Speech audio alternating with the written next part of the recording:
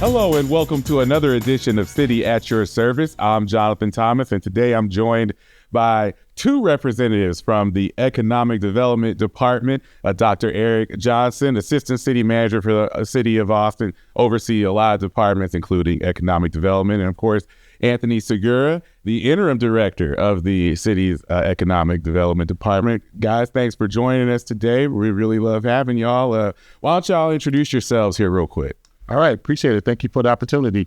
Yes, Dr. Eric Anthony Johnson. I am the Assistant City Manager with oversight of economic development, housing, planning, convention center, development services. So I appreciate the opportunity. Anthony. Good morning, everybody. Anthony Segura. I am the Interim Director for the Economic Development Department. I'm born and raised Austinite, so I've seen a lot of changes and growth here and excited to talk about some economic development this morning. I love encountering folks who are born and raised here because, you know, it seems like it's a mixed bag. Yep. You never know what you're going to get. You're going to get transplant or someone's born and raised. So it's really cool to learn from people who grew up here the whole time, unlike myself. Anthony, we'll start with you. What exactly does the Department of Economic Development do? You know, that's a great question. I'm going to tell you, the follow-up really is, what is it that we don't do? I mean, economic development, we are that oil in that clogging machine that makes everything turn. The Economic Development Department is special, I'll tell you. And the reason why is because we make small businesses work and come together. So there's a lot of activities that we'll work on to improve the economy for the longevity of the city of Austin. And so we have global business opportunities that we work on in terms of recruitments. We work with a lot of our small businesses with classes, education to ensure longevity and to ensure, most importantly, sustainability, as well as all the projects that we're working on with our hyper businesses as well. So there's a multitude of things that I can tell you that the Economic Development Department does. But most importantly, we get people ready for work. We're working with our Infrastructure Academy to get people trained. We're working with ensuring the ability to have at least 10,000 jobs on a yearly basis, as the mayor touted when he was doing his reelection campaign. And so that is one of our top priorities to ensure we have the workforce ready. And, you know, I mean, obviously this city, there's so much going on all the time, a lot of development, a lot of, moving parts. What were some of the major projects and accomplishments that you feel like you all made this year? So we've done a lot of accomplishments. We just finished doing our annual report. It's a beautiful coloration of all of the projects we've done. Some of the things that I'll tell you about that we focused on for the past year include things like our place-based enhancement programs, which is investing in affordable commercial space for nonprofits and legacy businesses, for example. We also worked on economic and culture districts that we're doing right now. If you've seen, the Hispanic Mexican Arthur out there is working on completing projects.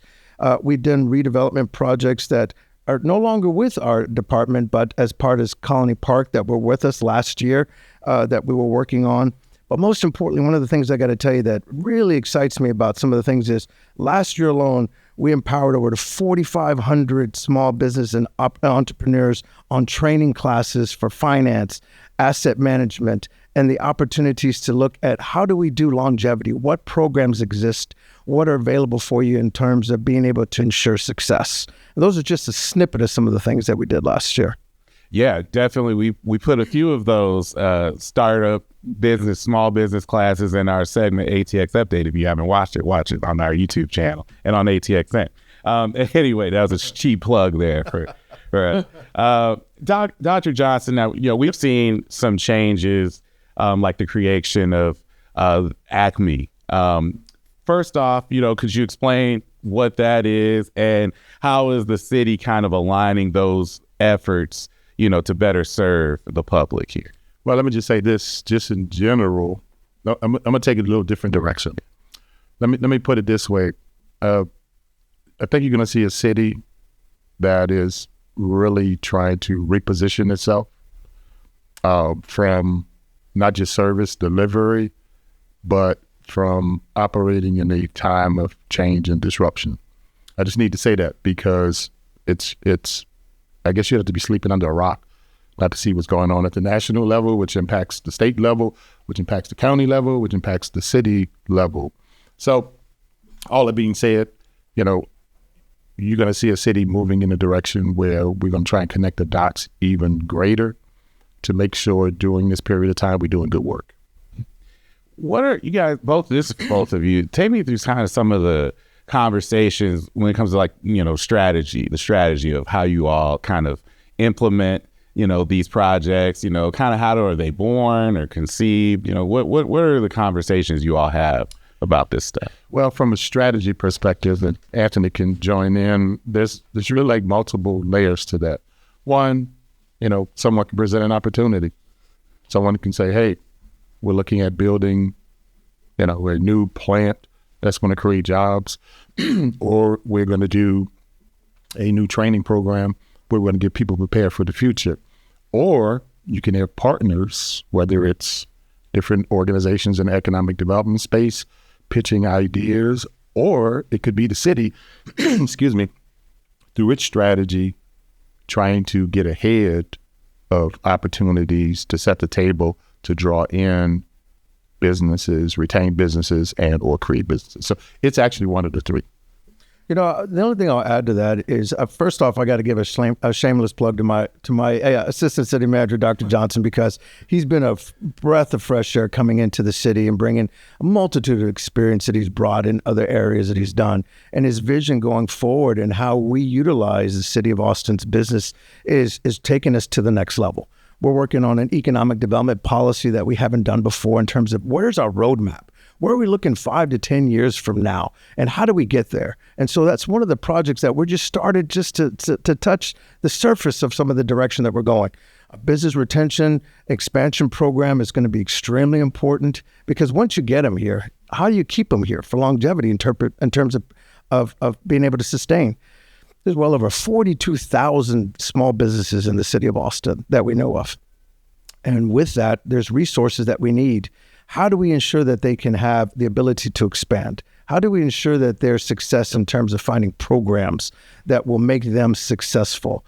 And so you don't always hear about a business that has 5 people and they expand to 10. Well, that's not glorious, that's small. But when that happens a multitude of times, now you start seeing a pattern.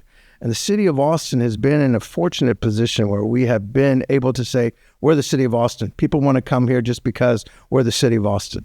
And I've told Dr. Johnson before this as well, is that was our secret sauce. But that secret sauce has gone a little stale.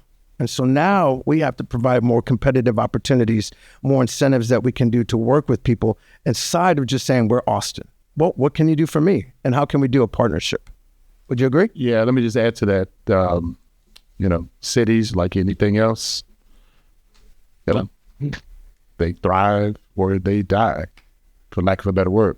It doesn't mean because you were great over the last 10, 15 years that you're going to always be great, right? I think the challenge for the city, stakeholders, partners, is to ensure that Austin is a competitive city. So what Anthony is really talking about is how we continue to build a competitive city. It's sort of like having to rewrite a playbook, and sometimes people know, if you use a football analogy, they know you're going to run on first. They know you're going to run on second. You didn't get the yardage, so they know you have to pass on third, right? So we need to come up with some audibles, right? If there's one thing I think that will slow Austin on its path to becoming sort of one of the great cities deep into the 21st century, is going to be how we build a diverse economy, right? A diverse economy that takes advantage of both sort of the strengths of corporate retention, attraction, while building from the ground up a community based in culture that keeps the authentic feel.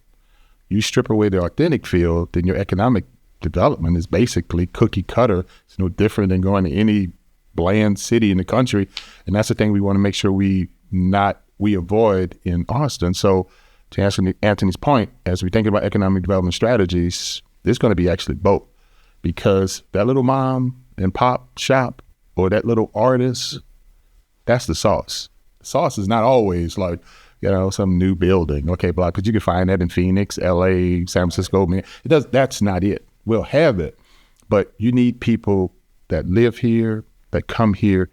We need them to feel the place. And that secret sauce whatever we do, we have to make sure we keep that intact or make sure we don't lose it. Because some would argue that we're losing it. We got to make sure we continue to grow it. Yeah. So I love everything that both of you just said there. How do you do that? I know there's a very broad question, opening and question. The answer could take 3 hours, and it's something that you all are working on every day, constantly. But, just kind of in short, how do you feel like you can do that, accomplish that? Yeah, let me say this. First of all, we are in an interesting time, right? I mentioned disruption across the board. Some cities are going to freeze in place and say, oh, we're going to wait this thing out. We're going to wait for things to get better. Things may not never get better because disruption is permanent. But what that says to us now is, when I say us, I'm talking about the city, community, stakeholders, partners, using this time to sort of get ourselves in shape, right? So you wonder, I'm only using sports again because I'm a sports guy, right? Me too. You would wonder why certain teams are always winning the championships. You say, man, my goodness, Kansas City is getting to the freaking Super Bowl all the time. New England used to do it. But the crazy thing about it, everybody's talented. What is making these guys different? What's making them different is they have a bought-in strategy that the next man up, everybody in that team believes in terms of where we're going. No different in Austin. What we're saying is we want everybody on the team. We need those at the bottom participating. We need those at the top doing their thing and those in the middle rounding it out, if that makes sense, right? It's not a non-exclusive approach to economic development. So I think we have a period right now where we have the opportunity to do that. So as we think about, Anthony mentioned it, the creation of a new economic development policy that brings all of the forces together that helps move this city forward, but sends a message that even during a time of disruption, we're not going to be sitting on the sidelines. We're going to continue to move forward. That's what I think it really is. As Austin can be an example, I think, probably for the whole country. I mean, you mentioned, a lot of cities, especially I've noticed, have gone more cookie cutter. I mean, a lot of cities to begin with are cookie cutter, but that's the thing about Austin, that it is unique, and Anthony, from your standpoint, as a national model, how do you feel like this city can kind of prove it to be an example for the rest of the country, other major cities, and how to keep your soul but still thrive too? Don't give up your soul. Sold your soul to the devil, whatever you want to call it, right? Right. The thing I'll tell you is, and one of the things that we've also realized, and I've been working with Dr. Johnson a lot on this, is we got to cultivate our relationships with our partners here. And we now more than ever, as I talk to our partners like our DECA Chamber of Commerce, the African American, the Hispanic Chamber, LGBT, our Asian American chambers, our Greater Chamber of Commerce, I've mentioned to them time and time again, the city can't do this alone. The only way we're going to succeed is if we do it as a unified effort in front. And so we're working with a lot of these chambers on top of groups like our ARMA, which is the Advanced Regional Manufacturers Association. We're working with the Better Business Bureau. So it does take a village in order to succeed. And so you're asking what models the nation can look at in comparison. It's going to be a unified effort. It's not going to be where the city of Austin led this alone and did this alone. There's no way we can do it, and we don't have all the funding to do it. We have X amount of people that work within the department, and with a multitude of people out there trying to service, we just can't do it alone. Well said. You know how we do it too? I use this analogy. I got to throw this in here. Yeah. So I'm like the witch in The Wizard of Oz. And what I mean by that is I will melt if you tell me we can only do what we've always done. Think about that. But Dr. Johnson, we've always done it this way. I'm melting. I'm going to start to melt. Don't say it again. We can't have that. The reason I say that because we owe it to the taxpaying citizen and the people living in this town to deploy every and all creative measures to make sure this is a place where all people feel they can live here. Absolutely. And you want to live here, you want to work here, you want to play here. So that's why I use my Wizard of Oz analogy. That's just how I see it. Yeah, no, that's awesome. Well, what would we'll start with you, Anthony. What would be your final message to our listeners about everything you all are doing, what you're accomplishing, and what you want to accomplish moving forward. Just what do you think people should know? You know, that's a great question, and thank you for that. I'll tell you this, is we're just starting. Economic development is moving forward towards a different time, especially with the creation of ACME, the new Office of Arts and Music that used to reside in our area and really was a big focal point in there. And since that's been removed in now a separate entity office, that lets us focus on what we really need to. Pro-business, strong entity looking for expansion and opportunities to recruit companies here. We're here to work with everybody. We're here to recruit for the best talent here in the city of Austin, and most importantly, to ensure the longevity that the city has an economic policy that will hit everything that we're looking for the sustainability long term. Dr. Johnson, what about you? Same question. Yeah, let me say this. I believe this city has all of the components, and I've been to a lot of cities. And the components I'm talking about, I think we have a really good city council. I think we have a great mayor. We have a great city manager. I think we have a good team here. And in my short period of time, I'm sensing that there is sort of the time and space to do some good work.